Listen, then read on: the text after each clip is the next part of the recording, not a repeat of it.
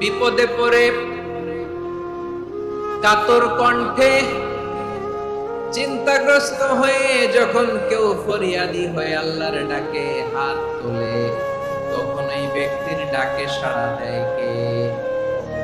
বিপন্ন অবস্থায় আপনি যখন কেঁদে কেঁদে হাত তুলে আপনার দুঃখের কথা জানান, আপনি যখন ডাকেন তারে, তখন আপনার ডাকে সাড়া দেয় কে? আল্লাহ বলে, আমি সাড়া দেই। তোমাদের বিপদকে মুক্ত করে দেয় কে? ওই আল্লাহর সাথে কোন উপাস্য আছে নাকি?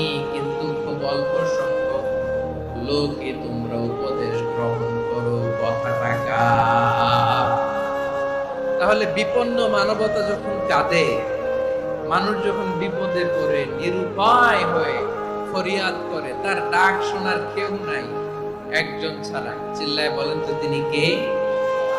এজন্য আমরা ফরিয়াদের হাত কার দিকে তুলব? এবং খেয়াল রাখতে হবে, মাথার সাথে সেট করে নিতে হবে, আল্লাহ ছাড়া আমাকে উদ্ধার করার কেউ নাই। এই পৃথিবীতে কেউ আপন না। প্রিয় ভাই, বিপদে পড়লে বোঝা যায় কেউ আপন না। আপন শুধু একজন মহান সত্তা, তিনি কে? বিপদে আপদে কেউ আমাদের বাঁচাতে পারে না, তরাতে পারে না, মুক্তি দিতে পারে না, উদ্ধার করতে পারে না, একমাত্র আমার প্রভু ছাড়া, আল্লাহ ছাড়া। চিল্লায় বলেন ঠিক কিনা? মাথার সাথে এটা সেট করে নিতে হবে যে আমাদের পুরো জীবনটাই পরীক্ষা। The life is a test. পুরো জীবনটাই পরীক্ষা। এই জীবনে বিপদ আসবে, আপদ আসবে, পরীক্ষা আসবে, সবার জীবনে এটা থাকে। এক একজনের পরীক্ষা এক এক রকম। আমার পরীক্ষা এক রকম, মাসুদ ভাইয়ের পরীক্ষা এক রকম, চৌধুরী সাহেবের পরীক্ষা এক রকম, আপনার পরীক্ষা একরকম, ওনার পরীক্ষা আবার আরেক রকম। পুরো পৃথিবীটাই পরীক্ষা ক্ষেত্র, সবাই পরীক্ষা দিচ্ছি, কিন্তু কারো পরীক্ষা প্রশ্নের সাথে কারোটার মিল নেই। সুবহানাল্লাহ পড়বেন না? পুরোটাই পরীক্ষা ক্ষেত্র, সবাই পরীক্ষার্থী, কিন্তু প্রশ্নপত্র একটার সাথে আরেকটা মিলে না। One doesn't match the other. একজনেরটার সাথে আরেকজনেরটা মিলে না। কাউকে আল্লাহ তাআলা ধনী বানিয়ে পরীক্ষা করেন, আবার কাউকে আল্লাহ তাআলা গরিব বানিয়ে পরীক্ষা করেন, কাউকে আল্লাহ অসুস্থ বানিয়ে পরীক্ষা করেন। কেউ দেখবেন যে দুরারোগ্য ব্যাধিতে আক্রান্ত, ডাক্তার বলেছে আর সময় নাই। দুরারোগ্য ব্যাধি, ক্যান্সার, যার নেই কোনো অ্যান্সার, তার জন্য পরীক্ষা হচ্ছে এই রোগ। আরেক লোক দেখবেন তার আবার রোগ বালাই নেই, মাশাআল্লাহ, তাকে আল্লাহ তাআলা আর্থিক দৈন্যতা, দারিদ্রতা দিয়ে পরীক্ষা করছেন। এরকম আছে না নাই? টাকা পয়সা নাই, দিন আনে দিন খায়, যা আছে তাতে চলে না, এটা তার জন্য পরীক্ষা। আবার আরেক শ্রেণীর লোক দেখবেন তাকে আল্লাহ অসুস্থতাও দেয় নাই, দারিদ্রতাও দেয় নাই, তার দাম্পত্য জীবনের সমস্যা, স্ত্রী কথা শোনে না, অথবা ছেলে মেয়ে কথা শোনে না। তাহলে পরীক্ষা সবার জীবনে আছে, এক একজনের পরীক্ষাটা এক এক রকম। আল্লাহ তাআলা দেখতে চায় যে এই পরীক্ষার সময় আমরা কিরকম রেসপন্স করব, how to deal with the test. কিভাবে এই বিপদ আপদ পরীক্ষাগুলোকে আমরা হ্যান্ডেল করব, ডিল করব, এটা হচ্ছে আজকের আলোচনার বিষয় আমার প্রিয় ভাইয়েরা। তাহলে পরীক্ষাময় আমাদের জীবন, বিপদ আপদ পরীক্ষা, এটা মানুষের পিছু ছাড়ে না। সবার জীবনে পরীক্ষা আছে, নবীদের জীবনেও পরীক্ষা ছিল। সাহাবারা জিজ্ঞেস করেছেন, ইয়া রাসূলুল্লাহ, আইয়ুন নাসি আশাদ্দু বালাআন ফিদ দুনিয়া, এই দুনিয়ার বুকে কাদের পরীক্ষা সবচেয়ে বেশি? বিশ্বনবী বলেছেন, আল আম্বিয়া। এই পৃথিবীতে সবচেয়ে বেশি পরীক্ষা আল্লাহ তাআলা নিয়ে থাকেন নবীদের। কাদের? নবীদের। সুম্মাল আমসাল ফাল আমসাল, এরপরে নবীদের পরের স্তরে যারা, তাদের পরীক্ষা। এরপরে তাদের পরের স্তরে যারা, তাদের পরীক্ষা। সিদ্দিকীনদের, শুহাদাদের, সালিহিনদের, আল্লাহওয়ালাদের। যার ঈমান যত মজবুত, তার জীবনে পরীক্ষাও তত বেশি। চিল্লায় বলেন ঠিক কিনা? তাহলে মুমিনরা, বিশ্বাসীরা, আমরা কি পরীক্ষা বিপদ আপদে ভয় পাই? না, মুমিনরা বিপদে ভয় পায় না, তারা হতাশ হয় না, সুবহানাল্লাহ, তারা নিরাশ হয় না।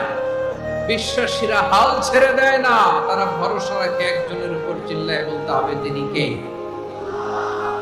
কারণ মুমিন জানে the grief isn't permanent, the test isn't permanent, the struggle in our life isn't permanent. আমাদের জীবনের দুঃখ, কষ্ট, স্ট্রাগল এগুলো পার্মানেন্ট নয়। After every difficulties there is an ease. সব কষ্টের পরেই একটা সুখ আছে না নাই? রব্বুল আলামিন বলেন ফা ইন্না মাআল উসরি ইউসরা, ইন্না মাআল উসরি ইউসরা। ভয় পেও না, চিন্তা করো না, কষ্টের সাথেই আমি রেখে দিয়েছি স্বস্তি। সুবহানাল্লাহ বলেন। মুমিন জীবনে বিপদ যত বেশি, কষ্ট যত বেশি, তার সামনে সফলতা তার চেয়েও বেশি। কারণ বিশ্বাসীরা জানে রাত্রি যত গভীর হয়, সুবহে সাদিকের সময় তত আগাতে থাকে। গর্ভবতী নারীর পেটের ব্যথা যত বাড়তে থাকে, ঘরে নতুন মেহমান আগমনের সময় ঘনাতে থাকে। মুমিনদের উপর বিপদ, অত্যাচার, আপদ, পরীক্ষা যত বাড়তে থাকে, কালেমার পতাকা উড্ডয়নের সময় কাছে আসতে থাকে। বিশ্বাসীদের এগুলো হিসাব মেলানো অনেক আগে, এগুলো অনেক আগে হিসাব মেলানো। দুঃখের আধার শেষে সুখের আলো মিটি মিটি হাসে। চিল্লায় বলেন ঠিক কিনা? দুঃখের আধার শেষে আলোর প্রভাত হাসে, হতাশার কালো মেঘে যায় গো ভেসে, হতাশার কালো মেঘে যায় গো ভেসে। দুঃখের আধার শেষে আলোর প্রভাত হাসে, হতাশার কালো মেঘে যায় গো ভেসে, হতাশার কালো মেঘে যায় গো ভেসে। কোরআনের পাতায় পাতায় দেখো ইমানের পথ ঢাকা ব্যথার কাটায়। কোরআনের পাতায় পাতায় দেখো ইমানের পথ ঢাকা ব্যথার কাটায়। ভেঙে পড়ো না কভু হতাশ হয়ে, ভেঙে পড়ো না কভু হতাশ হয়ে। জ্বলে পুড়ে খাঁটি সোনা হব শেষে, জ্বলে পুড়ে খাঁটি সোনা হব শেষে।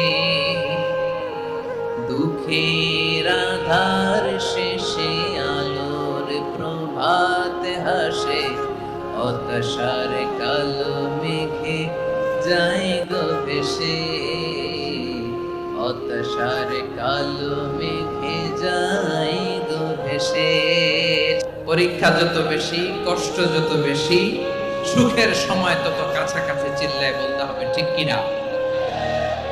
এজন্য মুমিন জীবনে পরীক্ষা বেশি, মুমিনদের হতাশা নাই। মুমিনরা নিরাশ হয় না, হতাশ হয় কাফিররা।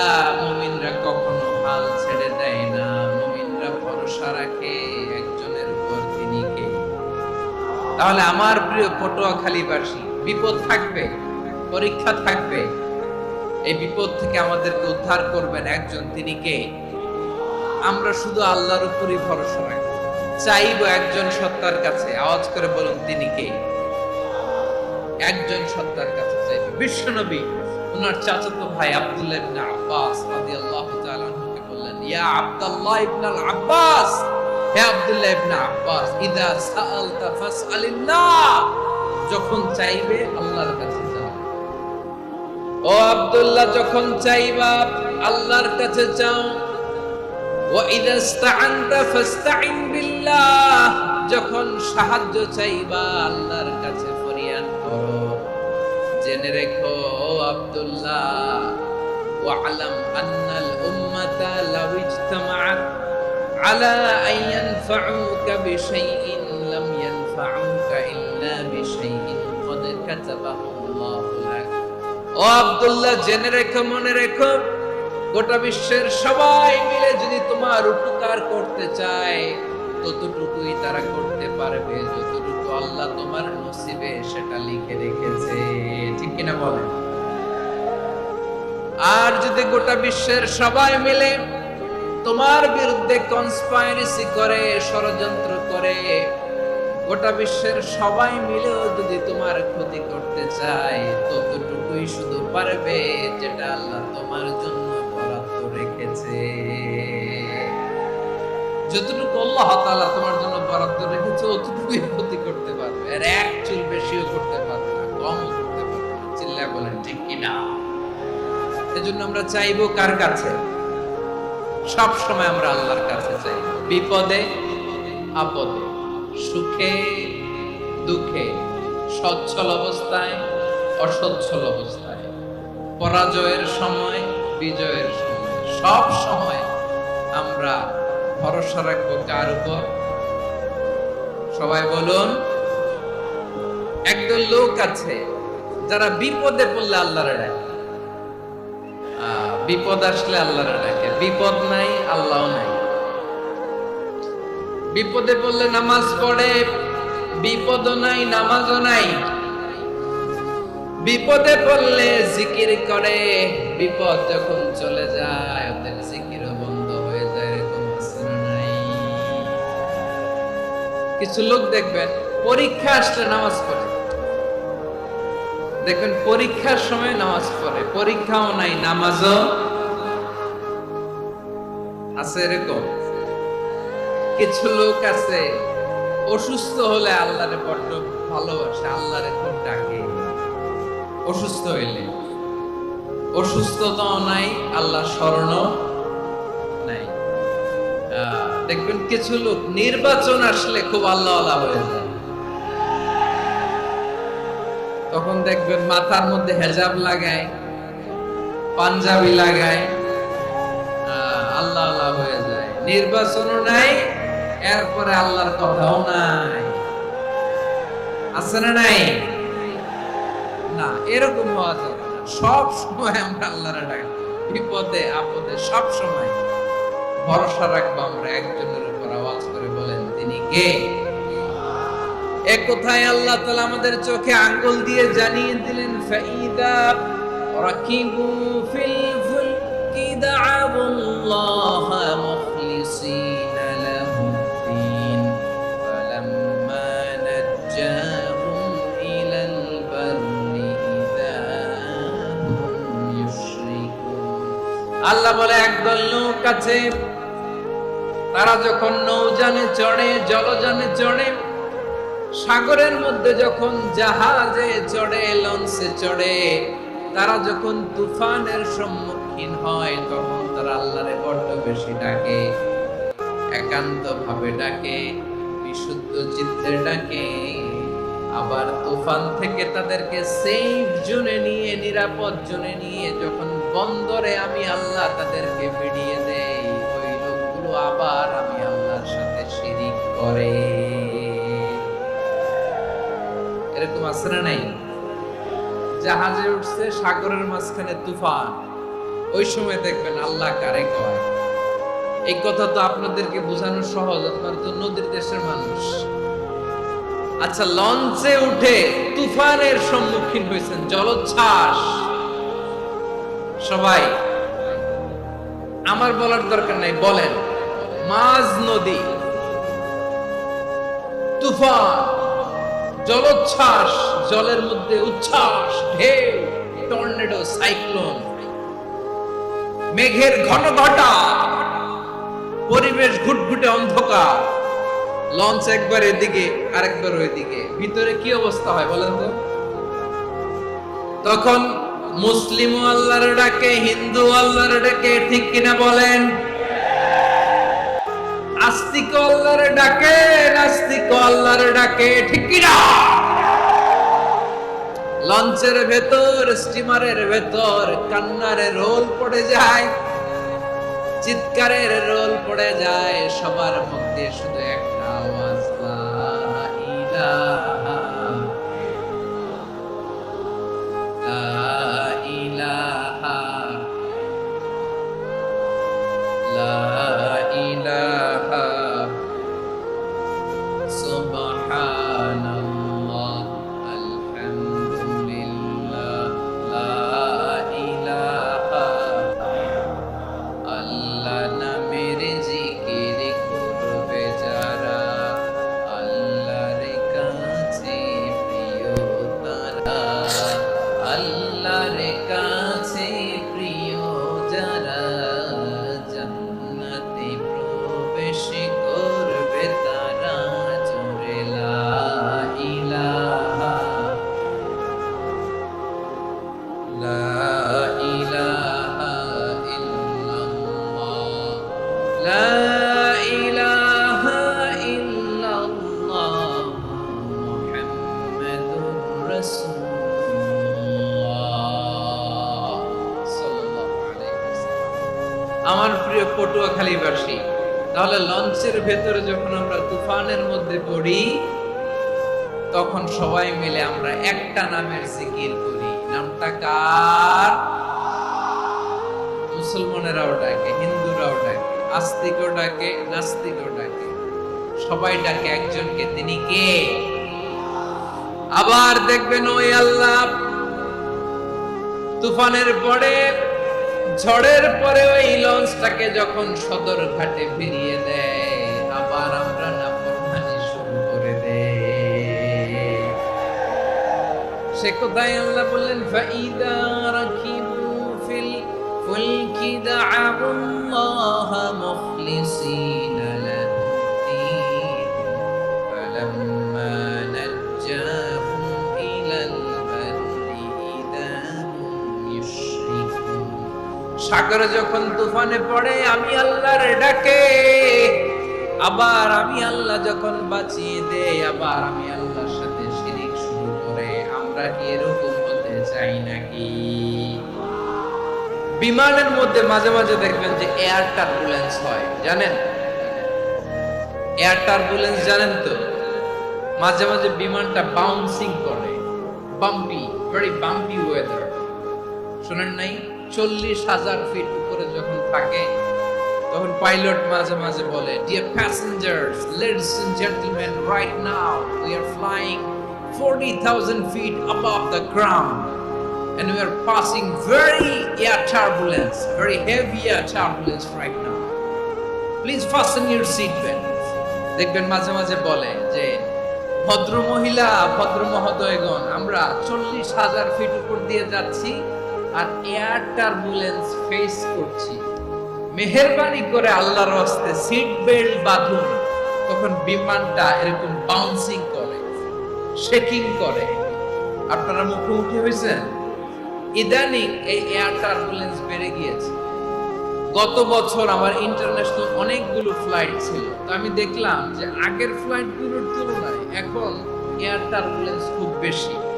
আমি একটু রিসার্চ করে দেখলাম, ক্লাইমেট চেঞ্জের কারণে, জলবায়ু পরিবর্তনের কারণে আকাশের বাতাসের মুভমেন্টে পরিবর্তন হয়েছে, ফলে এখন বিমান শেকিং করে বেশি, বাউন্সিং, বাম্পি ওয়েদার। তো বলেন তো, 40,000 ফিট উপরে যখন আপনি, কয় হাজার ফিট? 40,000 ফিট উপরে যখন আপনি, তখন যখন বিমানটা এরকম বাউন্সিং করে, সবাই যখন ভমিটিং করে বিমান নষ্ট করে দেয়, বমি করে, তখন বাঁচানোর কে আছে আল্লাহ ছাড়া? কেউ আছে? ওই মুহূর্তেও সবাই মিলে একজনের ডাকে আওয়াজ করে বলেন, তিনি কে? মাঝে মাঝে কিছু সোশ্যাল মিডিয়ায় কিছু ভিডিও পাওয়া যায় যে হেভি যখন এয়ার টার্বুলেন্স হয়, 10 সেকেন্ড 15 সেকেন্ডের কিছু ভিডিও পাওয়া যায়, বিমানটা এরকম বাউন্সিং করছে, বাম্পি ওয়েদার, কাঁপছে, মানুষগুলো বমি করছে, অক্সিজেন মাছগুলো সব ঝুলে পড়েছে, বিমানটা শুধু কাঁপছে। তখন দেখবেন বিমানের ভেতরেও এরকম লঞ্চের মতো চিৎকার আছে না নাই? বিমানের ভেতরেও তখন চিৎকার। গত বছর হিথ্রো এয়ারপোর্ট থেকে সিঙ্গাপুর এয়ারলাইন্সের একটা ফ্লাইট, হিথ্রো টু চাঙ্গি, একটা ফ্লাইটে এমন বেশি এয়ার টার্বুলেন্সের শিকার হয়েছিল ওই এয়ারক্রাফটটা, 33 জন যাত্রী সেখানে আহত হয়েছে, একজন যাত্রী নিহত হয়েছে।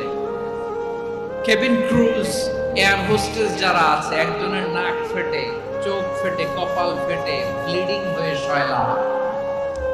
প্রিয় ভাইরা, 40,000 ফিট উপরে বিমানটা যখন কাঁপবে, তখন আমাদেরকে আল্লাহ ছাড়া আর কেউ বাঁচানোর আছে? তো আসতে বললে হবে। ওই কঠিন মুহূর্তে আমার বাবা আমারে বাঁচাতে পারে, আমার বন্ধু আমারে বাঁচাতে পারে। এই গ্রাউন্ডে, জমিনের বুকে আমার প্রোটোকল, আমার ক্ষমতা, আমার দাম্ভিকতা কোনো কিছু আমারে বাঁচাতে পারে? একজন ছাড়া, চিল্লায় বলতে হবে তিনি কে?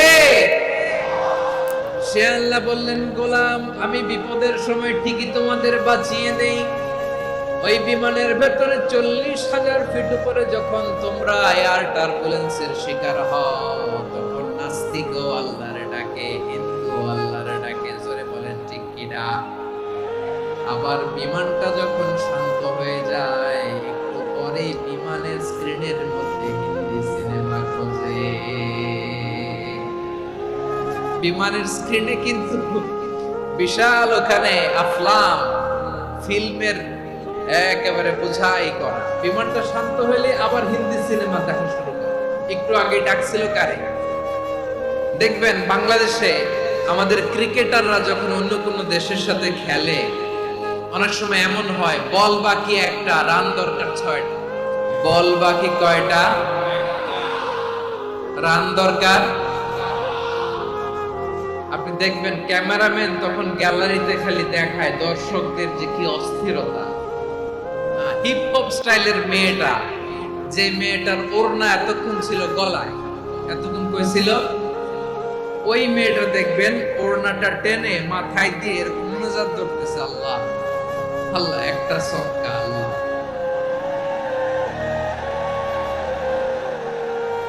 আল্লাহ আমার লাল সবুজের পতাকারে তুমি অপমানিত কইরো না আল্লাহ।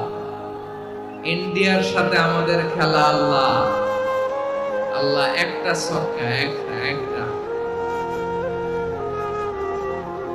পুরো খেলা জুড়ে এই মেয়ের ওড়না ছিল গলায়, কিন্তু যখন 1 বলে 6 রান দরকার, ওড়না চলে আসছে কোথায়? মাথায়। আবার মুনাজাত আসরে নাই। ঠিকই বাংলাদেশের দামাল ছেলে এমন এক শট মারলো, বল চলে গেল স্টেডিয়ামের বাইরে, ছক্কা, জিতে গেলাম আমরা। পুরো স্টেডিয়াম জুড়ে চিৎকার, হই হুল্লোড়, মौज মাস্তি। যেই মেয়েটা মাথার মধ্যে ওড়না দিয়ে এতক্ষণ সুবহানাল্লাহ সুবহানাল্লাহ বলে আল্লাহর কাছে দোয়া করেছে, ওই মেয়ে এখন আবার ওড়না ফেলে দিয়ে নাচা শুরু করে দিয়েছে। তাহলে আল্লাহর ভয়, আল্লাহর প্রতি আস্থা, বিশ্বাস, ভালোবাসা, এটা কি ক্ষণিকের জন্য? মানে আমার যখন লাগবে তখন আল্লাহর ইউজ করব নাকি? হ্যাঁ, বিপদে আপদে, সুখের সময় দুঃখের সময়, সচ্ছল অসচ্ছল অবস্থায় বিশ্বাসীরা ভরসা রাখে একজনের উপর। চিৎকার করে বলে পটুয়াখালী তিনি কে? সে আল্লাহ বললেন, গোলাম মনে করো না জাহাজ থেকে সদরঘাটে বেরিয়ে দিলাম, তুমি নিরাপদ হয়ে গেছো। মনে করো না 40,000 ফিট থেকে সেফ ল্যান্ডিং এর পরে এয়ারপোর্টে নেমে গেলেই তুমি নিরাপদ হয়ে গেছো। ও মিয়া, বিপদ কি শুধু সাগরে আর আকাশে? ঘরের ভেতরও বিপদ আসতে পারে কি পারে না? এজন্য সূরা মুলকে আল্লাহ বললেন, আমিনতুম মান ফিস সামাই আন ইয়াখসিফা বিকুমুল আরদা ফাইদা হিয়া তামুর। আল্লাহ বললেন, তোমরা কি ভেবেছো তোমরা নিরাপদ? আমি চাইলে ল্যান্ডস্লাইডস, ভূমি ধস দিয়ে মৃত্যুতে নিয়ে যেতে পারি। এক সুনামি দিয়ে থাপ্পড় মেরে 3 লক্ষ সাগরের ভেতরে ঢুকায় দিতে পারি। এক সেকেন্ডও লাগে না। আম আমিনতুম মান ফিস সামাই আন ইউরসিলা আলাইকুম হাসিবা ফাসাতা'লামুনা কাইফা নাযীর। আল্লাহ চাইলে আকাশ থেকে পাথর বৃষ্টি নাযিল করতে পারেন কি পারেন না? এই মুহূর্তে এখানে ভূমিকম্প দিতে পারেন কি পারেন না? আচ্ছা, ভূমিকম্প যখন হয় আমাদের কারো হুঁশ থাকে? আপনি মনে করছেন আমরা সাধারণ মানুষ, আমরা দৌড় দেই, আর প্রেসিডেন্ট প্রধানমন্ত্রী ওনারা বুঝি খাটো শুয়ে থাকে? ভূমিকম্প আর্থকোয়েক যদি হয়, বাঁচার জন্য আমরা কি করি? হয় খাটের তলায়, ডাইনিং টেবিলের নিচে, উপরে শক্ত কিছু আছে এটার নিচে, অথবা ঘর ধুইয়া দাও দৌড়। তো প্রধানমন্ত্রী উনি কি করে? প্রেসিডেন্ট উনি কি করে? হ্যাঁ, উনি খাটের মধ্যে যে শুয়ে থাকে নাকি?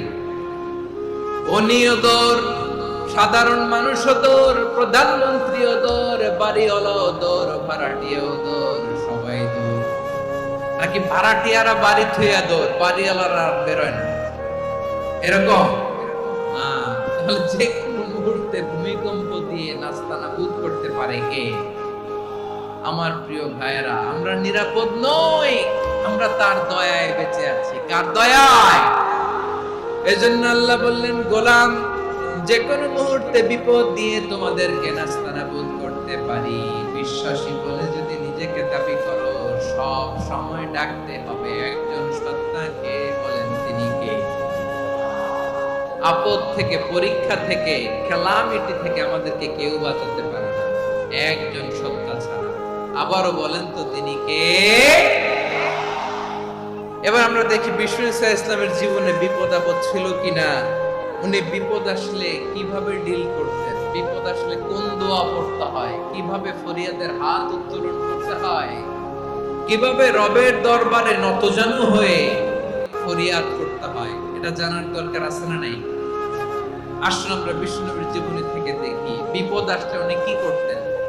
বিপদ আসলেই প্রথমে বিষ্ণু নবী সাল্লাল্লাহু আলাইহি ওয়াসাল্লাম একটা দোয়া পড়তেন। তিনি পড়তেন, ইন্না লিল্লাহি ওয়া ইন্না ইলাইহি রাজিউন। নিশ্চয় আমরা আল্লাহর জন্য, নিশ্চয় আমরা কার দিকে ফিরবো ভাই? আবার কার দিকে ফিরবো? আওয়াজ করে বলুন তো, আমরা এসেছি কার কাছ থেকে?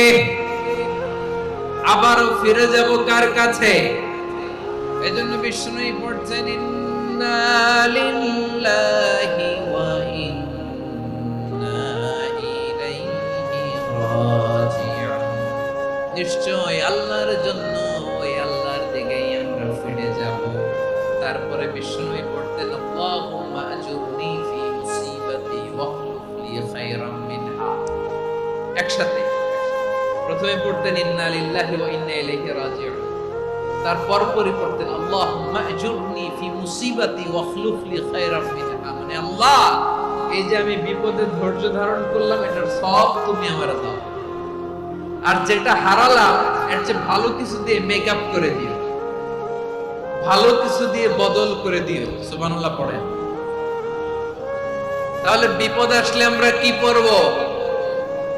এদেশে পরস্পরে দেখা হলে দেয় সালাম, এদেশে আমজনতার হৃদয় জুড়ে পাকালাম, এদেশে বিপদ এলে সর্বজনে সর্বক্ষণে দোয়া পড়ে ইন্না লিল্লাহ। কি পড়ে?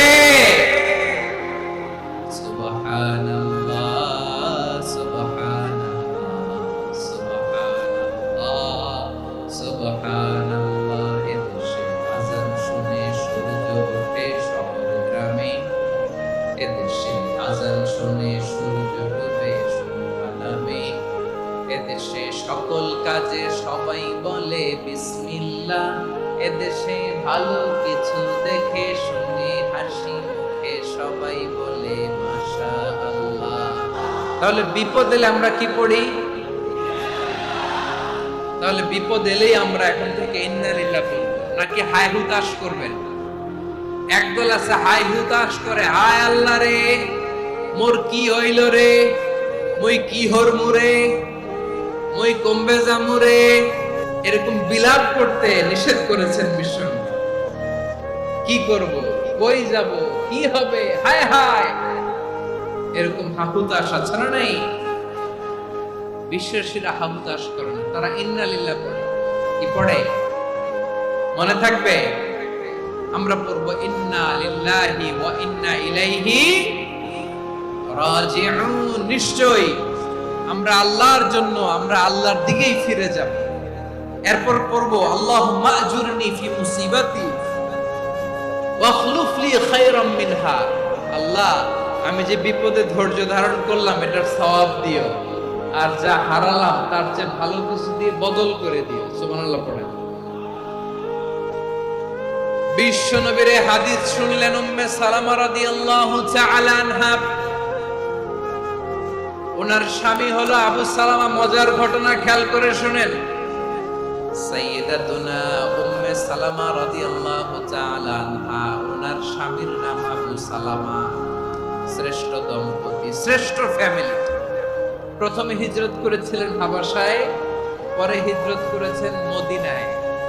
উহুদ যুদ্ধের পরে ওনার স্বামী আবু সালামা ইন্তেকাল করল, শহীদ হলো। সুবহানাল্লাহ পড়ে।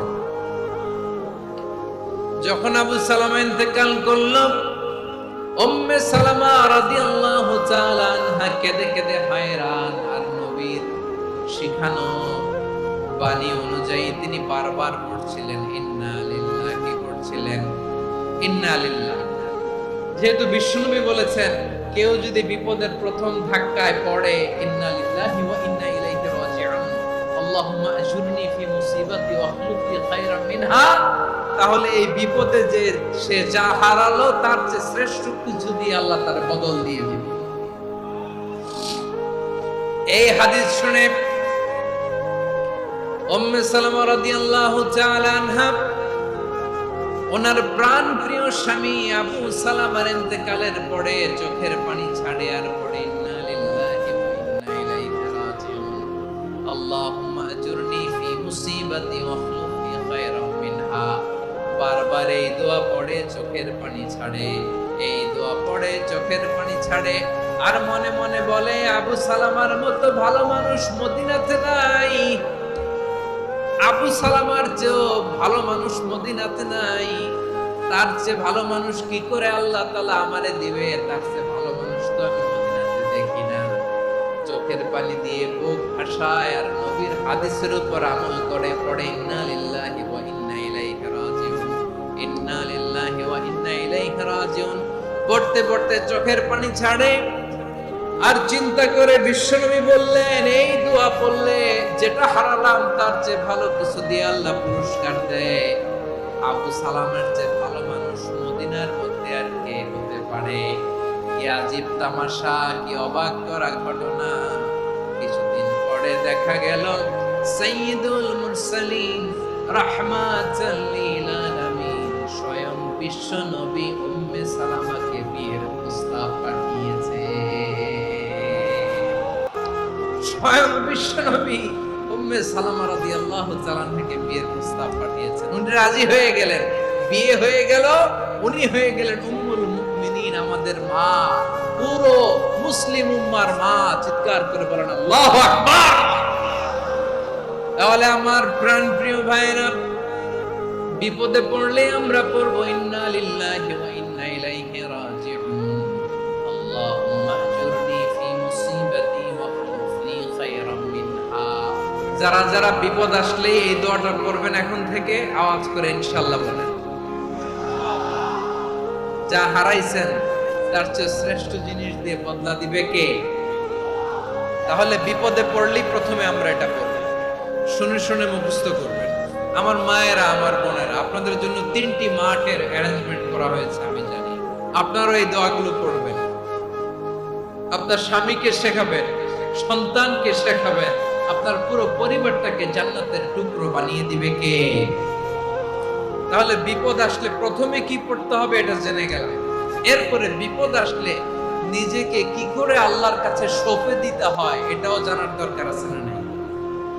বিপদে প্রথমে ইন্নালিল্লাহ বললাম, ধৈর্য ধারণ করলাম, বিপদ থেকে উদ্ধারের সর্বোচ্চ চেষ্টা করলাম। আমার কাজ যখন শেষ তখন আমি আমার এই বিষয়টা আল্লাহর কাছে সঁপে দিই। কার কাছে? বিপদে বললে কেমন করে নিজেকে আল্লাহর কাছে সঁপে দিতে হয় আসুন সাইয়েদনা ইব্রাহিম আলাইহিস সালামের জীবনী থেকে জানি। আল্লাহর খলিল ইব্রাহিম আলাইহিস সালাম আমাদের মতো সমাজ ব্যবস্থা পায় নাই। আমরা জন্মের পরে আমাদের কানের ভেতরে আযান দিয়েছে কে? একামত দিয়েছে কে? আমাদের বাপ-দাদারা আমাদের কানে আযান দিয়েছে কি দেয় নাই? আমাদের জন্মের পরেই তো আযান, একামত, বাড়ির পাশে মসজিদ, প্রতিদিন আযান, জুমার খুতবা, প্রতি মাসে মাসে তাফসীরুল কোরআন মাহফিল, মসজিদ, মিনারা, অভাব নাই। ঠিক কিনা বলে? আপনি যেই সুন্দর ইসলামিক এনভায়রনমেন্ট পেয়েছেন, আমাদের ইব্রাহিম খলিল উনিও কি এরকম পেয়েছিলেন? হ্যাঁ, উনি জন্মের পর পরে ওনার কানে আযান দিছে কেউ? আমার প্রিয় ভাইরা, আগা গোড়া একটা শিরকি পরিবেশ উনি জন্মগ্রহণ করেছেন। উনি ছাড়া ওই তল্লাটে একজনও আল্লাহর উপর বিশ্বাসী নাই। কল্পনা করতে পারেন? গোটা তল্লাটে, গোটা দেশে বিশ্বাসী মুমিন, আল্লাহর উপর বিশ্বাস স্থাপনকারী কয়জন? সবাই বলেন কয়জন? বাকি সব মুশরিক।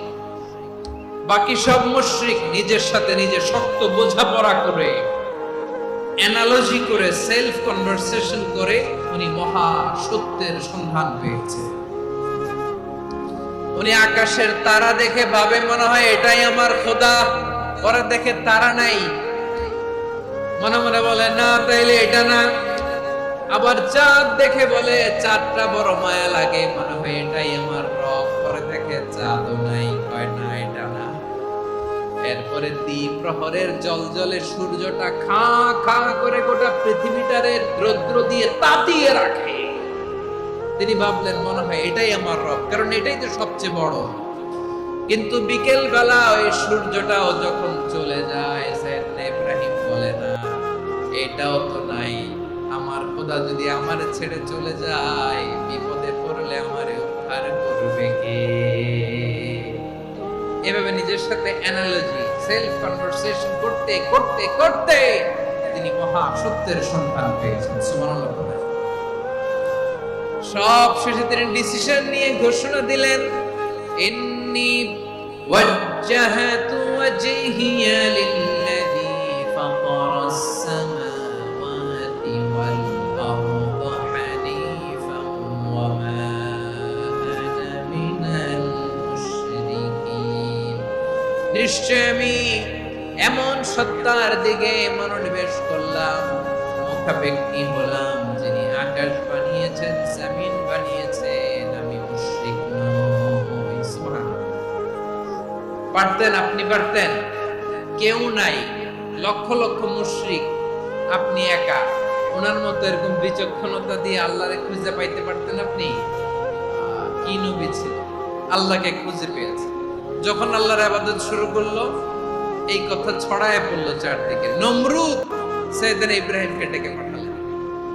নমরুদ বলে, ইব্রাহিম তুমি নাকি মূর্তির পূজা না করে কোন নতুন রবের ইবাদত করো, কে তোমার রব? সাইয়েদনা ইব্রাহিম বললেন, রব্বি আল্লাযী ইউহয়ী ওয়া ইউমীত।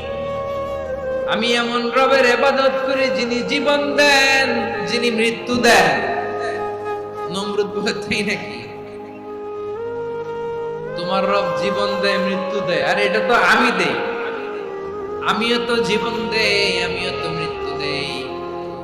সাইয়েদনা ইব্রাহিম বললেন, কেমন করে তুমি জীবন দাও, মৃত্যু দাও, একটু দেখাও তো। নমরুদ জেলখানা থেকে দুজন কয়েদিকে ডেকে আনলো। কয়েদি এনে অর্ডার করলো, একটাকে এখনই শিরোচ্ছেদ, হেড অফ, ডেথ পেনাল্টি, মৃত্যুদণ্ড দেয়া হলো, ফিনকি দিয়ে রক্ত বের। নমরুদ বলে, দেখো দুজনকে ধরে আনলাম, একজন কয়েদিকে দিলাম ডেথ পেনাল্টি, মৃত্যুদণ্ড, ওরে মৃত্যু দিলাম। আরেকজন যে দাঁড়িয়ে আছে, চাইলে ওরেও আমি মৃত্যুদণ্ড দিতে পারি, কিন্তু না, ওরে আমি দিব না, ওরে আমি বাঁচাইয়া দিলাম, ছেড়ে দিলাম, মানে জীবন দিলাম। দেখো ইব্রাহিম, তোমার চোখের সামনে একজনকে মৃত্যু দিলাম আর একজনকে জীবন দিলাম। আপাত দৃষ্টিতে তাই তো, একজনরে তো জীবন দিল, আরেকজনরে মৃত্যু দিল। সাইয়েদনা ইব্রাহিম এবার বিপাকে পড়ে গেলেন, কিন্তু এক একজন নবীকে আল্লাহ এমন উইজডম বিচক্ষণতা দিয়ে এই জমিনে পাঠিয়েছেন। মুহূর্তের মধ্যে আল্লাহর খলিল ইব্রাহিম বললেন, ফাইন্নাল্লাহা ইয়াতি বিশ-শামসি মিনাল মাশরিকি ফাতি বিহা মিনাল মাগরিব ফাবুহিতাল্লাযী কাফার। আল্লাহর খলিল ইব্রাহিম বললেন, নমরুদ, বুঝলাম তুমি জীবন দাও, মৃত্যু দাও, দেখলাম, কিন্তু আমার রব, আমার আল্লাহ প্রতিদিন সকালবেলা উষা লগ্নে ওই পূর্ব দিগন্ত থেকে সূর্যটাকে উদিত করেন, সাঁঝের বেলা, বিকেল বেলা, গধূলি লগ্নে, সন্ধ্যা বেলা ওই দ্বিপ্রহরের জলে সূর্যটাকে পশ্চিম দিগন্তে ডুবিয়ে দেন। মানে সকালবেলা পূর্ব দিক থেকে উদিত করা সূর্যটাকে পশ্চিম দিকে বিকেলে তিনি ডুবিয়ে দেন। তুমি যদি পারো ওই সূর্যটাকে পশ্চিম দিক থেকে উদিত করে পূর্ব দিকে ডুবিয়ে দাও। সুবহানাল্লাহ পড়বেন না? দেখেন, ইনস্ট্যান্ট ইন্টেলেক্ট, মুহূর্তে বিচক্ষণতা, উইজডম কাকে বলে? নমরুদ পারবে? নমরুদের বাপ পারবে? ওর দাদা, ওর 14 গোষ্ঠী, গোটা বিশ্বের সব ক্ষমতাধর রাষ্ট্রনায়করা একসাথে হলে পারবে? ফাবুহিতাল্লাযী কাফার পারে নাই, ব্যর্থ হয়েছে। এবার তেলে বেগুনে জ্বলে উঠেছে, রেগে মেগে আগুন বলে ফালকুহু ফিল জাহিম। ওর সাথে তর্ক নাই, না পেরে এবারে এটারে আগুনে ফালা। বিশাল বিশাল গাছ কেটে লাকড়ি এনে আগুনের কুণ্ডলি বানানো হলো, দাও দাও দাও দাও করে আগুন জ্বলে। আল্লাহর খলিল ইব্রাহিমকে আগুনে নিক্ষেপ করা হবে। আল্লাহর খলিল সাইয়েদনা ইব্রাহিমের হাতের মধ্যে রশি দিয়ে টাইট করে বাঁধা হলো, পায়ের মধ্যেও টাইট করে রশি দিয়ে বাঁধা হলো। আল্লাহর খলিল ইব্রাহিমকে আগুনের কুণ্ডলীর মধ্যে ফেলা হবে। ওমিয়া, আপনি যে বিপদের কারণে ভয় পান, হতাশ হন, এটা কোনো বিপদ? ওনার বিপদের সামনে এটা কোনো বিপদই না, এটা কোনো বিপদই না।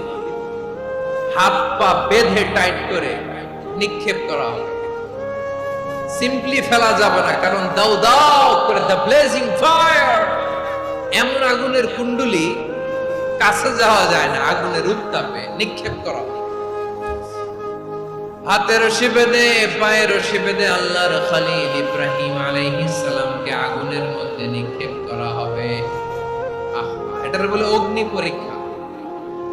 উনি অগ্নি পরীক্ষার সম্মুখীন হয়েছে, এজন্য কঠিন পরীক্ষাকে আমরা অগ্নি পরীক্ষার সাথে তুলনা করি, ঠিক কিনা?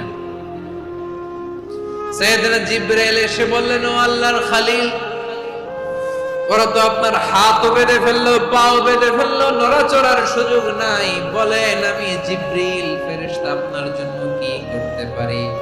আল্লাহর খলিল ইব্রাহিম বলেন, ও জিবরাইল, তোমার কাছে আমার কোনো চাওয়া পাওয়া নাই।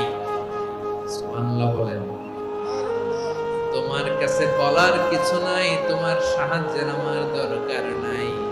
সাইয়েদনা ইব্রাহিম আলাইহিস সালামকে হাতে পায়ে রশি বেঁধে, হাত পা বাঁধা অবস্থায় জ্বলন্ত অগ্নিকুণ্ডে যখন নমরুদের দলবল নিক্ষেপ করবে, আল্লাহর খলিল কিভাবে নিজেকে আল্লাহর কাছে সঁপে দিয়েছেন, পটুয়াখালীর ভাইরা খেয়াল করে শুনুন।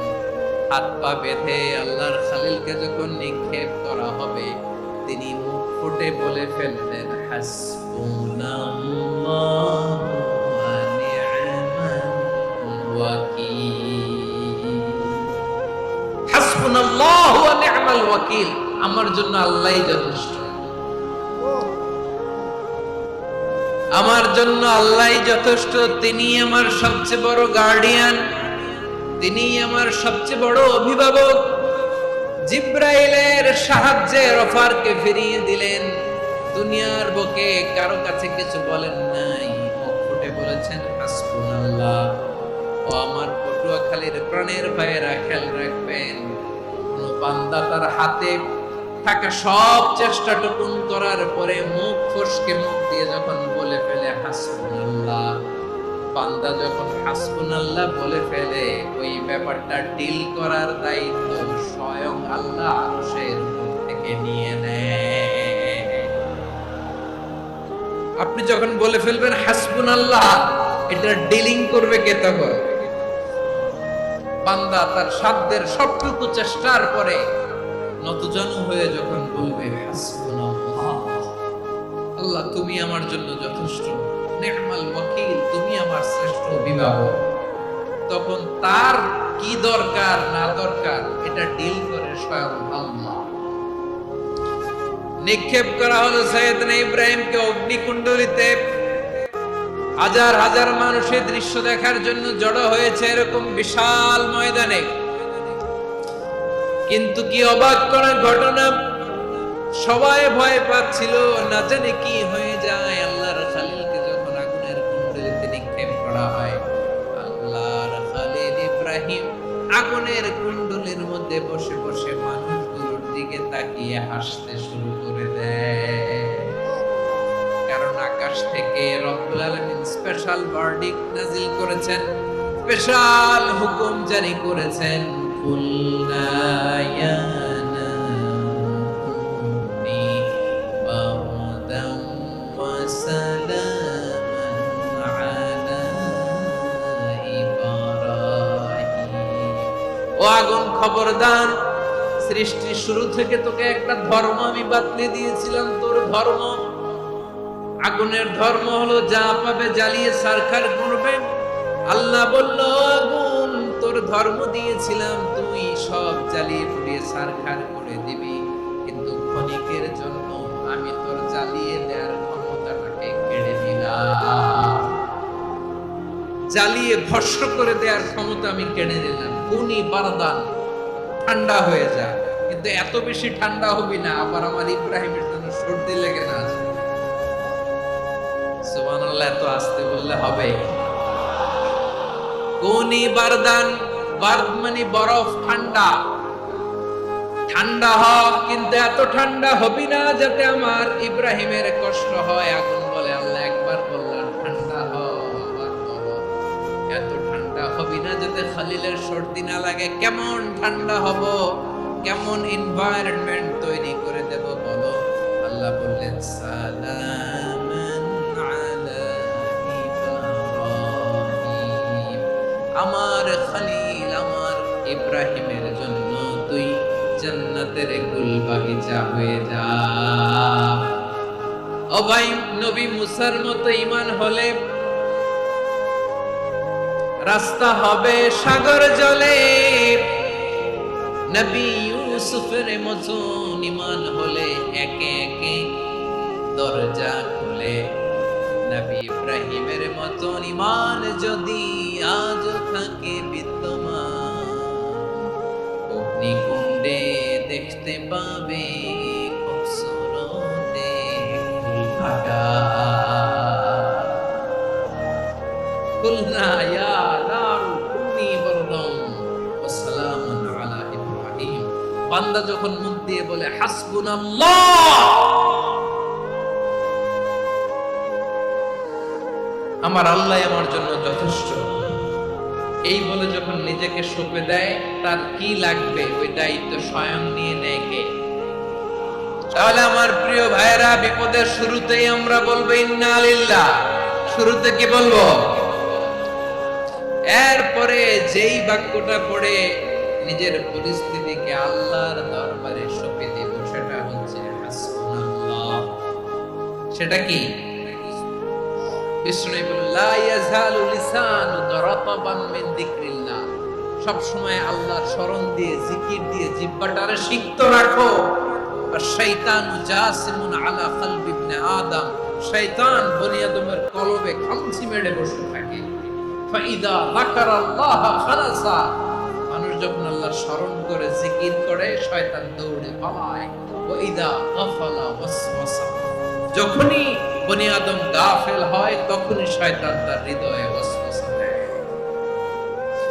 এজন্য বিপদে পড়লে ইন্না লিল্লাহ, নিজের সব টুকুন করার পরে, নিজের রোল প্লে করার পরে নিজেকে আমরা কি বলে সঁপে দিব? সবাই বলে, মনে থাকবে? বিপদে পড়লে প্রথমে ইন্না লিল্লাহ, এরপরে নিজেকে যখন সঁপে দিব তখন হাসবুনাল্লাহ।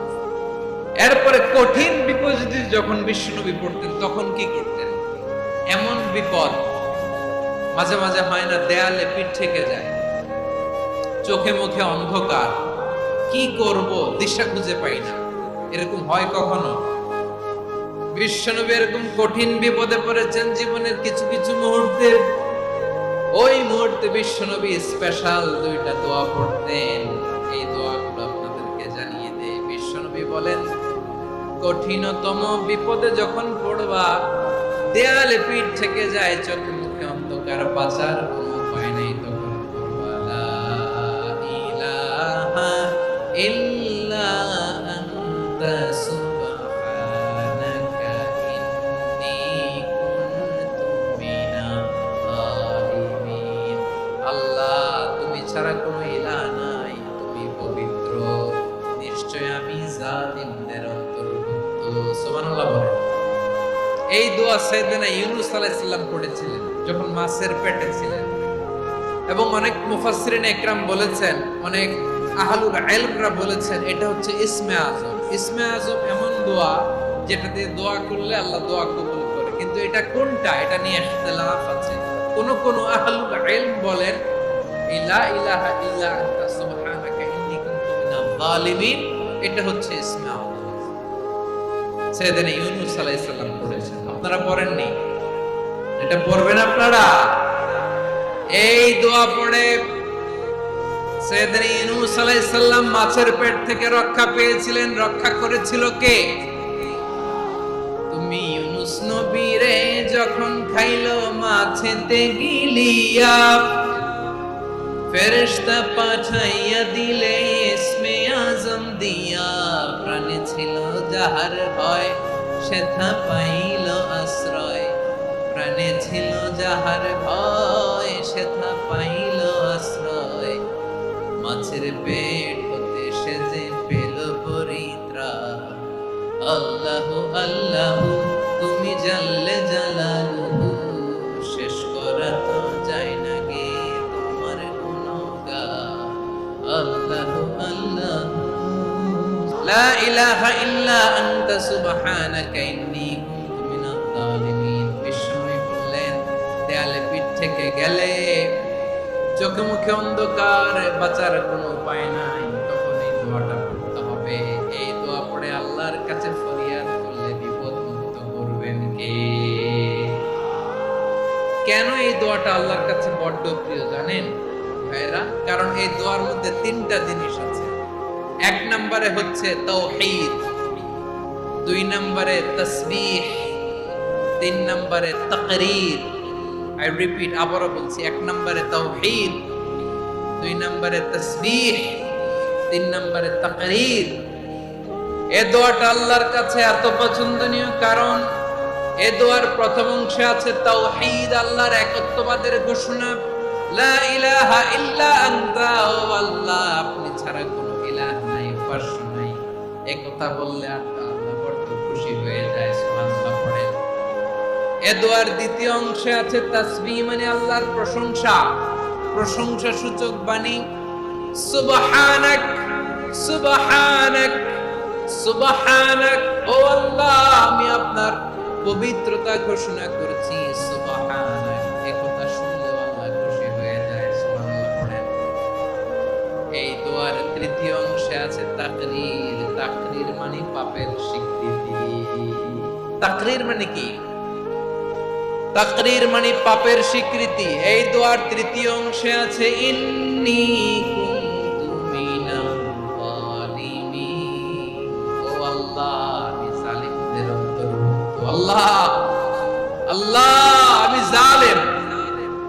আমি ভুল করেছি, অন্যায় করেছি, আল্লাহ আমি জালেমদের অন্তর্ভুক্ত। এই পাপের স্বীকৃতি, অ্যাকনোলেজমেন্ট আল্লাহ বড্ড পছন্দ করেন। যখন আল্লাহর কাছে আপনি ছোট হবেন, ছোট হতে হতে যত ছোট হবে, ওই দৃশ্যটা দেখতে আল্লাহ বড্ড পছন্দ করে। সুবহানাল্লাহ বলেন। 3 নাম্বার অংশ, ইন্নী কুনতু মিনাজ জালিমিন, আল্লাহ আমি জালেমদের অন্তর্ভুক্ত। সাইয়েদনা আদম আলাইহিস সালাম ভুল করে যখন নিষিদ্ধ গাছের ফুল খেয়ে ফেললেন, ফল খেয়ে ফেললেন, আল্লাহ বললেন আদম ক্ষমা পেতে চাইলে তুমি আর হাওয়া মিলে স্বীকৃতি দাও, পাপের স্বীকৃতি আর পড়ো। রব্বানা যালামনা আনফুসানা ওয়া ইল্লাম তাগফির লানা ওয়া তারহামনা লানাকুনান্না মিনাল খাসিরিন। ও আল্লাহ, আমি আদম আর হাওয়া জালামনা আনফুসানা, আমরা আমাদের নফসের উপর বড্ড জুলুম করেছি। আল্লাহ, ওয়া ইল্লাম তাগফির লানা ওয়া তারহামনা, আপনি যদি ক্ষমা না করেন, আপনি যদি দয়া পরবশ না হন, আপনি যদি রহম না করেন, আমরা তো ক্ষতিগ্রস্তদের মধ্যে শামিল হয়ে যাব। এই দোয়া করার সাথে সাথে সাইয়েদনা আদম আর হাওয়া আলাইহিস সালামকে ক্ষমা করে দিলেন কে? তাহলে এই দোয়ার 3 নাম্বার অংশ তাকরীর, এটা আল্লাহ বড্ড পছন্দ করে। আমার কলিজার টুকরা ভাইয়েরা, গুনাহ করে স্বীকার যেতে হবে, এটা আল্লাহ ভালোবাসেন। সাইয়েদনা আবু বকর রাদিয়াল্লাহু তাআলা আনহু বিষ্ণু ইসা ইসলামকে বললেন, ইয়া রাসূলুল্লাহ আল্লিমনি দুআআন আদউ বিহি ফি সালাতি, নবী হে, আপনি আমার এমন একটা স্পেশাল দোয়া শিখায়া দেন যে দোয়াটা আমি নামাজে পড়ব। নবী বললেন, তাহলে তুমি পড়ো, আল্লাহুম্মা ইন্নী যালামতু নাফসি যুলমান কাসীরান ওয়া লা ইয়াগফিরুয যুনুবা ইল্লা আনতা ফাগফিরলি মাগফিরাতাম মিন ইনদিকা ওয়ারহামনি ইন্নাকা আনতাল গফুরুর রহিম। সুবহানাল্লাহ। সালাম ফিরানোর আগে পড়েন, ও আবু বকর, নামাজে যদি দোয়া করতে মনে চায় এই দোয়াটা পড়বা, আল্লাহুম্মা ইন্নী যালামতু নাফসি, আল্লাহ জুলুম করেছি আমার নফসের উপর, যুলমান কাসীরা, অনেক জুলুম, ওয়া লা ইয়াগফিরুয যুনুবা ইল্লা আনতা, আপনি ছাড়া এই জুনুব, এই পাপ ক্ষমা করার দ্বিতীয় কোনো রব নাই। আছে? এজন্য আল্লাহরে বলবেন, আল্লাহ আমি ছাড়া তোমার গোলামের অভাব নাই। ও আমার রব, আমি ছাড়া এই জমিনের বুকে তোমার গোলামের অভাব নাই, কিন্তু তুমি ছাড়া তো আমার দ্বিতীয় কোনো রব নাই। পারবেন বলতে? পারবেন? চোখের পানি ছেড়ে আল্লাহরে বলবেন, আল্লাহ তুমি আমার রব, তুমি আমার সব। কি বলবেন? আল্লাহরে বলেন, আল্লাহ তুমি আমার রব, তুমি আমার সব। আল্লাহ আমি ছাড়া এই জমিনে তোমার গোলামের অভাব নাই, তুমি ছাড়া আমার দ্বিতীয় কোনো রব নাই। একথা বলে চোখের পানি ছেড়ে আল্লাহরে স্বীকৃতি দেন, আল্লাহ আমি পাপী, আল্লাহ এই জমিনে আমার চেয়ে বড় পাপী আর কেউ নাই। ওযু করে সিজদায় লুটিয়ে পড়ে চোখের পানি ছেড়ে আল্লাহরে পাপের স্বীকৃতি দেন, আল্লাহ এমন কোন জুলুম নাই, গুনাহ নাই আমি করি নাই, সগীরা কবিরা, জেনে না জেনে, ইচ্ছায় অনিচ্ছায়, শিরকে বেদাতি, সব গুনাহ করেছি। আল্লাহ আকাশের নিচে জমিনের উপরে আমার চেয়ে বড় গুনাহগার আর কেউ নাই। চোখের পানি ছেড়ে আল্লাহরে বলেন, আল্লাহ আমি ছাড়া তোমার গোলামের অভাব নাই, তুমি ছাড়া আমার দ্বিতীয় কোনো রব নাই, তুমি ছাড়া তো কেউ আমার গুনাহ ক্ষমা করার নাই, তুমি আমার রব, তুমি আমার সব। বলতে পারবেন? এই তাকরীর আমার পটুয়াখালীর ভাই, এই স্বীকৃতিটা দেখতে আল্লাহ বড় ভালোবাসে, কারণ আমরা সবাই গুনাহগার, আমরা সবাই কি? বিশ্বনবী বলেন, কুল্লুকুম খাত্তাউন, আ বনি আদম, তোমরা সবাই পাপী। সবাই কি? সবাই পাপী। আমরা সবাই পাপী, আপন পাপের বাটখারা দিয়ে অন্যের পাপ মাপি। আমরা যে পাপী এটা ভাবতে মনে চায় না কারণ, খালি অন্যের পাপ দেখি আমরা, এটা ভুল। ওর এই পাপ, ও পাপী, ও জালে, ও জাহান্নামী, এরকম একটা টেন্ডেন্সি। আমার যে কি হালাত এটার খেয়াল নাই। খেয়াল করতে হবে যে আমি সবচেয়ে বড় পাপী, ঠিক কিনা বলেন? পাপ করি না এমন কেউ আছি? হ্যাঁ আছি, আছি। কেউ না জানলেও জানে কে আমার পাপের ঘটনা? পৃথিবী না জানুক আমি তো জানি আমি কি পাপ করেছি। ও আমার কলিজার টুকরা ভাইয়েরা, মাথাটাকে নিচু করে জীবনের সব গুনার ফিরিস্তি গুলো একটা একটা করে স্বীকার করে আল্লাহর বলেন, আল্লাহ আমি পাপী,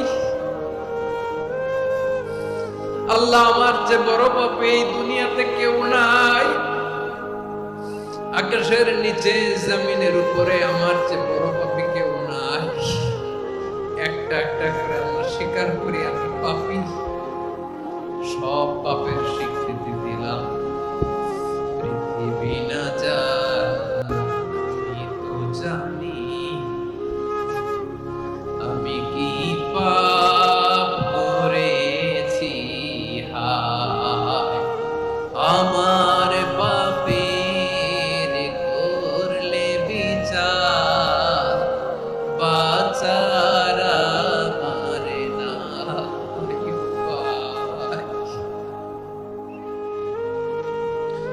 দয়াময় তুমি মাফ করো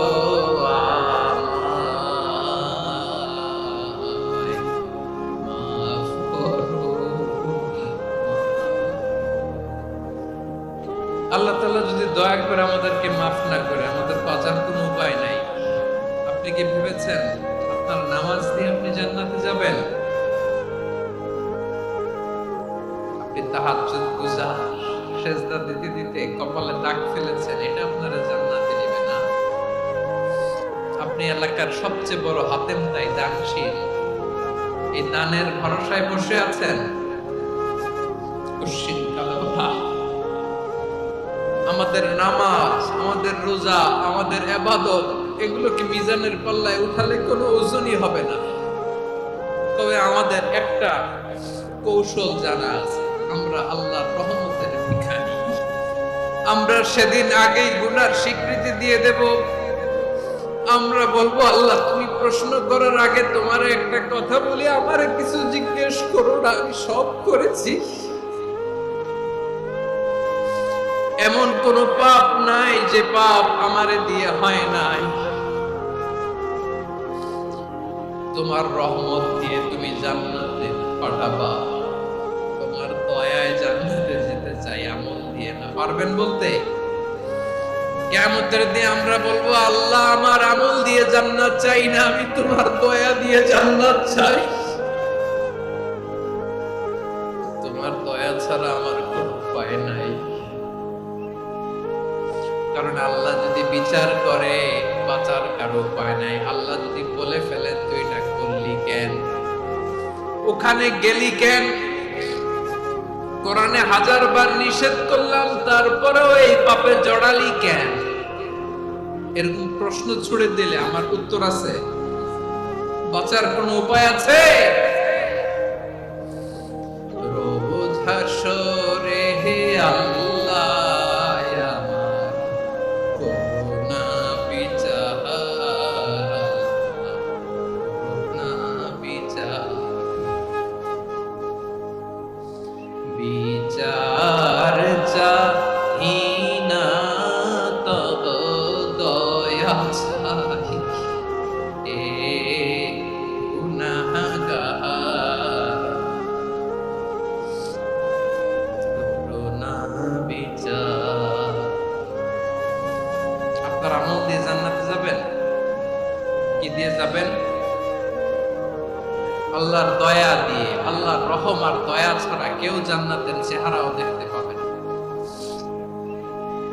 আমার প্রিয় ভাইরা, এই দোয়া আল্লাহর কাছে পছন্দনীয় হওয়ার কারণ 3টা। দোয়ার প্রথম অংশে আছে তাওহীদ, আল্লাহর একত্ববাদের ঘোষণা। এই দোয়ার দ্বিতীয় অংশ আছে তাসবিহ, আল্লাহর প্রশংসা সূচক বাণী। এই দোয়ার 3 তাহলে আমরা সবাই গুনাহগার। আমরা আল্লাহর কাছে পাপের স্বীকৃতি দিয়ে বলবো, ও আল্লাহ, ইন্নী কুনতু মিনাজ জালিমিন, আমরা জুলুম করেছি, পাপ করেছি, অন্যায় করেছি, আল্লাহ বুঝতে পারি নাই, শয়তানের ওয়াসওয়াসায় পড়ে, বন্ধুর পাল্লায় পড়ে, নফসের খায়েশ মেটাতে যে আল্লাহ করে ফেলেছি। তুমি গুনাহ না মাফ না করলে আমাদের গুনাহ মাফ করার দ্বিতীয় কেউ নাই। ঠিক কিনা বলেন? এভাবে অনুতপ্ত হয়ে যদি আল্লাহর কাছে দোয়া করেন, দেয়ালে পিঠ থেকে গেছে, কোন রাস্তা নাই বের হওয়া, ওই মুহূর্তেও আপনাকে বিপদ থেকে উদ্ধার করবে কে? বিশ্বনবী চরম বিপদে পড়লে দুটা দোয়া পড়তেন। প্রথম হলো এটা, লা ইলাহা ইল্লা আনতা সুবহানাকা ইন্নী কুনতু মিনাজ জালিমিন। এই দোয়াটা আমরা বেশি বেশি পড়ব। রাজি আছেন? সবাই আওয়াজ করে পড়ুন ইনশাআল্লাহ। আমার প্রিয় ভাইয়েরা, বিপদে পড়লে বিশ্বনবী আরো একটা দোয়া পড়তেন, লা ইলাহা ইল্লাল্লাহুল আযীমুল হালিম, লা ইলাহা ইল্লাল্লাহু রাব্বুল আরশিল আযীম, লা ইলাহা ইল্লাল্লাহু রাব্বুস সামাওয়াতি ওয়াল আরদি ওয়া রাব্বুল আরশিল কারীম। আল্লাহ ছাড়া কোনো উপাস্য নাই, তিনি সুমহান, মহা সহিষ্ণু। আল্লাহ ছাড়া কোনো উপাস্য নাই, তিনি সুমহান, আরশের অধিপতি। আল্লাহ ছাড়া কোনো উপাস্য নাই, তিনি আকাশের মালিক, জমিনের মালিক, তিনি সুবিশাল, আরশের অধিপতি। সুবহানাল্লাহ পড়েন। এই দোয়াটা কেউ যদি পড়ে যদি এর ওসিলা করে দোয়া করে, তাকে বিপদ থেকে মুক্তি দেয় কে? মনে থাকবে আপনাদের? তাহলে বিপদের প্রথম ধাক্কায় কি যেন পড়তে হয়? ইন্না লিল্লাহ। তারপরে কি বলে আল্লাহর কাছে নিজেকে সঁপে দিতে হয়? দেয়ালে পিঠ থেকে গেলে লা ইলাহা ইল্লা আনতা সুবহানাকা ইন্নী কুনতু মিনাজ জালিমিন। দুই নাম্বার হচ্ছে লা ইলাহা ইল্লাল্লাহুল আযীমুল হালিম, লা ইলাহা ইল্লাল্লাহু রাব্বুল আরশিল আযীম, লা ইলাহা ইল্লাল্লাহু রাব্বুস সামাওয়াতি ওয়াল আরদি ওয়া রাব্বুল আরশিল কারীম। মনে থাকবে? অনেক সময় এমন হয়, হঠাৎ বিপদের সম্মুখীন হয়ে রেডি হয়ে বের হয়েছে অফিসে, হঠাৎ অ্যাক্সিডেন্টে পড়ে যায়, হঠাৎ পেটের ব্যথায় অজ্ঞান, এরকম হয় না? বিষ্ণু ইসলাম বলেন, আকস্মিক দুর্ঘটনার বিপদ থেকে যদি কেউ বাঁচতে চায়, সকাল সন্ধ্যা যেন প্রত্যেকে এই দোয়াটা পড়ে। সকালে যদি 3 বার পড়ে, সন্ধ্যা পর্যন্ত হঠাৎ হঠাৎ বিপদ থেকে রক্ষা পাবে। To be protected from sudden calamity, sudden disaster, হঠাৎ বিপদ, হঠাৎ ভয়ঙ্কর কোন আকস্মিক বিপদ থেকে আল্লাহ বাঁচায়। সকালে পড়লে সন্ধ্যা পর্যন্ত প্রোটেক্টেড, সন্ধ্যাবেলায় যদি 3 বার করে সকাল পর্যন্ত প্রোটেক্টেড। সুবহানাল্লাহ। দোয়াটা কি? দোয়াটা হচ্ছে বিসমিল্লাহিল্লাযী লা ইয়াদুররু মা'a ইসমিহি শাইউন ফিল আরদি ওয়ালা ফিস সামাই ওয়া হুয়াস সামিউল আলীম। ছোট না? অনেক ছোট, মুখস্থ করবেন। বিসমিল্লাহিল্লাযী লা ইয়াদুররু মা'a ইসমিহি শাইউন ফিল আরদি ওয়ালা ফিস সামা। ওই আল্লাহর নাম নিচ্ছি, যে আল্লাহর নামের বরকতে আকাশ জমিনের কোনো কিছু কারো কোনো ক্ষতি সাধন করতে পারে না। তিনি সর্বশ্রোতা, সর্বজ্ঞ। সুবহানাল্লাহ পড়েন। পড়বেন এই দোয়াটা, বিসমিল্লাহিল্লাযী লা ইয়াদুররু মা'a ইসমিহি শাইউন ফিল আরদি ওয়ালা ফিস সামাই ওয়া হুয়াস সামিউল আলীম। ফজরের পরে 3 বার, মাগরিবের পরে 3 বার যদি কেউ পড়ে, প্রোটেক্টেড, যে কোনো হঠাৎ বিপদ থেকে প্রোটেক্টেড। প্রোটেক্ট করেন কে? ওই আল্লাহর নাম নিচ্ছি, যে আল্লাহর নামের ওসিলায় আকাশ জমিনের কোনো কিছু কোনো ক্ষতি করতে পারে না। সুবহানাল্লাহ। আচ্ছা, এবার আমাদের জীবনে দুশ্চিন্তা আছে না নাই বলেন? Tension, hyper tension, anxiety, depression, সবার জীবনে টেনশন আছে না নাই? এই দুশ্চিন্তা, পেরেশানি, মারাত্মক পেরেশানি থেকে মুক্তি পাওয়ার জন্য বিষ্ণু ইসলাম 2টো দোয়া পড়তেন। কয়টা? অনেকগুলো পড়তেন। স্পেশাল দুটো দোয়া আজকে আপনাদের শিখায় দেব, শুনবেন? পেরেশানিতে পড়লে, টেনশনে পড়লে এই দোয়াটা। প্রিয় ভাইরা, বিষ্ণু ইসলাম যখন খুব বিপদে পড়তেন, দুশ্চিন্তা ওনাকে ঘিরে ধরতো, উনি পড়তেন ইয়া হাইয়ু ইয়া কাইয়ুম বিরহমাতিকা আস্তাগীথ। ইয়া হাইয়ু ইয়া কাইয়ুম, এ শাশ্বত অবিনশ্বর, এ চিরঞ্জীব, বিরহমাতিকা আস্তাগীথ, তোমার রহমতের উসিলায় তোমার কাছে ফরিয়াদ করি। এটা পড়তেন। আবার আরেক বর্ণনায় এসেছে ইয়া হাইয়ু ইয়া কাইয়ুম বিরহমাতিকা আস্তাগীথ আসলিহ লি শা'নি কুল্লাহু ওয়া লা তাকিলনি ইলা নাফসি তারফাতা আইন। আসলিহ লি শা'নি কুল্লাহ, আল্লাহ আমার সবকিছু আপনি সেটেল করে দেন। আমাদের সব ঝামেলা সেটেল করে দিতে পারে কে? তাহলে পড়বেন ইয়া হাইয়ু, এ চিরঞ্জীব। হাইয়ু মানে চিরঞ্জীব, যিনি চিরকাল বেঁচে থাকবেন, মরবেন না। আল্লাহ মরবেন? তার কোনো লয় আছে? ক্ষয় আছে? সূরা রহমানে আল্লাহ বললেন কুল্লু মান আলাইহা ফানি ওয়া ইয়াবকা ওয়াজহু রাব্বিকা যুল জালালি ওয়াল ইকরাম ফাবিআইয়ি আলাই রাব্বিকুমা তুকাযিবান। জমিনে যা আছে সব ভ্যানিশ হয়ে যাবে, নিশ্চিহ্ন হয়ে যাবে, শেষ হয়ে যাবে, সব বিলুপ্ত হয়ে যাবে, একজন ছাড়া। জোরে বলেন তিনি কে? এই দোয়াটা কেন পছন্দ আল্লাহর কাছে? কারণ এখানে আল্লাহর দুইটা সুন্দর নাম আছে, গুণবাচক নাম, আল হাই, আল কাইয়ুম, এই দুটো নাম আছে এখানে। আবার এই দুইটা আয়াতুল কুরসির অংশ। আয়াতুল কুরসির শুরু তো এটা আসরা নাই, হ্যাঁ আসরা নাই। 3 নাম্বার কারণ এটা ইসমে আজম। কোন দোয়াটা ইসমে আজম? যে দোয়া ওসিলায় দোয়া করলে আল্লাহ দোয়া ফেরায় না। অনেকগুলো মত আছে, সবচেয়ে ভ্যালিড মত হচ্ছে এটা, ইয়া হাইয়ু ইয়া কাইয়ুম, এর ওসিলা দিয়ে দোয়া করলে দোয়া কবুল করে কে? 2 নম্বরে বিশ্বনবী মারাত্মক বিপদে পড়লে আরেকটা দোয়া পড়তেন, আল্লাহুম্মা ইন্নী আবদুক। আগে দোয়াটা পড়ি, শুনেন। আল্লাহুম্মা ইন্নী আবদুক ওয়া ইবনু আবদিক ওয়া ইবনু আমাতিক নাসিয়াতি বিয়াদিক মাদিন ফিয়া হুকমুক আদলুন ফিয়া কাদাউক আসআলুকা বিকুল্লি ইসমিন হুয়া লাক সাম্মাইতা বিহি নাফসাক আও আনসালতাহু ফি কিতাবিক আও আল্লামতাহু আহাদাম মিন খালকিক أو استأثرت به في علم الغيب عندك أن تجعل القرآن ربيع قلبي ونور صدري وجلاء حزني وذهاب همي। سبحان الله পড়েন। বিষ্ণু বলতেন আল্লাহুম্মা ইন্নী আবদুক, ও আল্লাহ আমি আপনার গোলাম, ওয়া ইবনু আবদিক, গোলামের ঘরের গোলাম, ওয়া ইবনু আমাতিক, বাদীর ঘরের গোলাম। মানে আল্লাহ আমি আপনার গোলাম, আমার বাবা আব্দুল্লাহ ছিল আপনার গোলাম, আমার মা আমিনা ছিল আপনার বাদী। মানে আমরা গোলাম বংশের, সব গোলাম। নিজের এর চেয়ে আর ছোট করে আল্লাহর কাছে উপস্থাপন করা যায় না ভাইরা? কথা কি বুঝতেছেন? নিজেকে এর চাইতে ছোট, নগণ্য আর তুচ্ছ করে আল্লাহর সাথে প্রেজেন্ট করা যায়? বিশ্বনবী বললেন ও আল্লাহ আমি আপনার গোলাম, গোলামের ঘরের গোলাম, দাসীর ঘরের গোলাম, নাসিয়াতি বিয়াদিক, আমার মাথার চুলের ছুটি আপনার হাতের মুঠোয়।